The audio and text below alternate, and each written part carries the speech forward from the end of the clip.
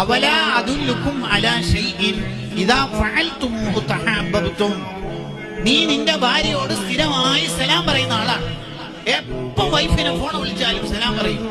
Message അയക്കുമ്പോൾ അസ്സലാമു അലൈക്കും എന്ന് ടൈപ്പ് ചെയ്ത് സലാം പറയുന്ന ഒരു ശീലം നിനക്കുണ്ട് എങ്കിൽ തഹബ്ബതും, നിങ്ങൾക്കിടയിൽ നിങ്ങൾ അറിയാതെ സ്നേഹം വർദ്ധിക്കും.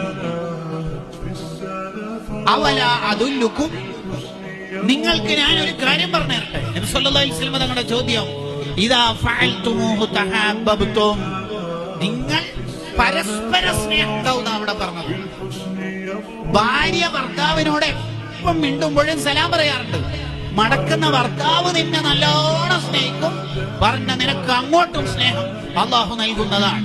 അള്ളാഹു നമ്മുടെ ഹൃദയത്തിൽ പരസ്പരം നല്ല സ്നേഹം നൽകുമാറാവട്ടെ.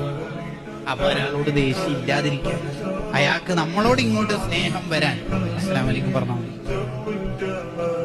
അപ്പൊ നാട്ടുകാരെല്ലാവരും പരസ്പരം കണ്ടാൽ സലാം പറയുന്ന ശീലം ഉണ്ടാവണം.